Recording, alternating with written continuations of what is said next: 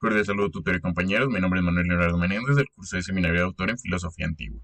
En este video realizaré una ponencia atendiendo a los objetivos de esta fase académica que busca explicar cómo se problematiza la forma de vida respecto a las subjetividades inmersas en el pensamiento de Aristóteles según su libro séptimo de Ética Nicomaquea. Dado que en la metodología propuesta no se vio la participación de un segundo ponente, entonces realizaré la labor de ponencia, obviando el rol de coponente que había seleccionado previamente. Esta ponencia le argumento en el titular la forma de vida condicionante a las subjetividades del pensamiento de Aristóteles. El objetivo de este video no se basa en hacer una reseña del capítulo, sino en extraer las subjetividades presentes en este texto y cómo éstas problematizan la forma de vida, entendiendo la forma de vida como un espacio condicional donde los individuos son reactivos a la cultura, comunidad y sociedad. Algo muy diferente al estilo o forma de vivir que apunta estrictamente a lo individual.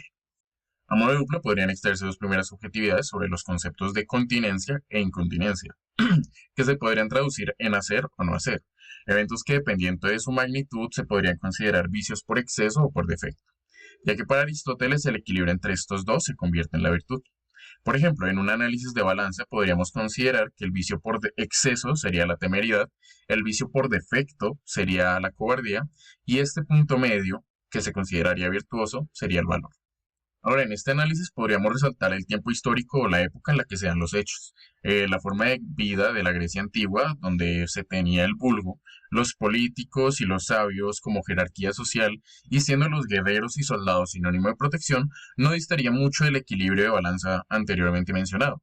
Ahora bien, este modo de vida puede ser producto de un cambio en sus variables. Por ejemplo, en el estado de gobierno actual, donde hay diversas clases sociales, quizás el Estado no proteja totalmente a su vulgo. Entonces, la balanza de valor cambiaría entre delincuencia, autoprotección y justicia por mano propia. Ahora bien, sea cual sea la decisión tomada en el ejemplo anterior, es susceptible al juicio social y al análisis moral. Nuevamente la subjetividad vuelve a brillar, pues para cada miembro de la sociedad hay un juicio por emitir, fluctuante entre el defecto y el exceso. En un panorama similar, es posible afirmar si se actuó bien o se actuó mal. Nuevamente la subjetividad subraya entre estos dos estados del bien y el mal, matices que a la óptica individual de manera imperceptible parecen iguales. El desarrollo humano, por naturaleza, busca esta fluctuación. Es decir, en los actos aparentemente buenos o aparentemente malos, encontrar un estado emocional que se traduzca en felicidad. Y de aquí surge otra nueva subjetividad en el discurso aristotélico, que se podría desargumentar en el principio de si no se define un estado de bien y no se define un estado de mal, ¿cómo se puede deducir de esto una felicidad?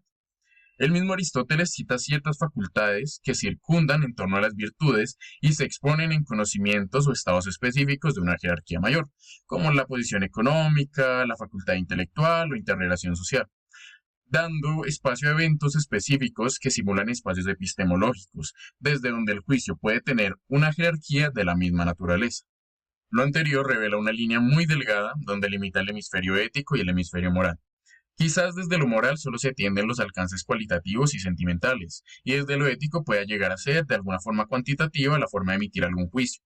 Según la forma de vida actual, en este campo de orden podría estar la ética profesional, y se podría traducir como la posición de un médico para intervenir quirúrgicamente a un familiar, evento que conjuga lo moral y lo afectuoso, incluso su juramento hipocrático, pero también puede poner a prueba su juicio como profesional en la toma de alguna decisión.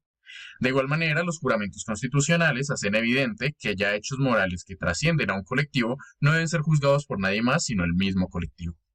La forma de vida, al hacerse más compleja, actúa directamente sobre las subjetividades expuestas en el pensamiento aristotélico, más aún cuando esta forma de vida inflexiona sobre la geografía, la cultura, las creencias y la política misma, y se transforma en modelos como globalización, geopolítica, biopolítica, guerra cultural, multiculturalidad, etc.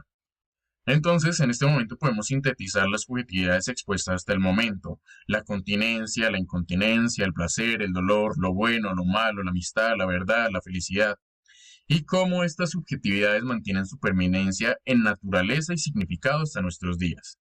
Quizás solo el alcance y definición de las ciencias duras pueda cambiarles el tono. Por ejemplo, desde la neurociencia es posible cuantificar el dolor, el placer desde la medicina física, lo bueno y lo malo quizás desde lo legislativo, la continencia e incontinencia. Pero otros términos siguen siendo de un espectro estrictamente subjetivo.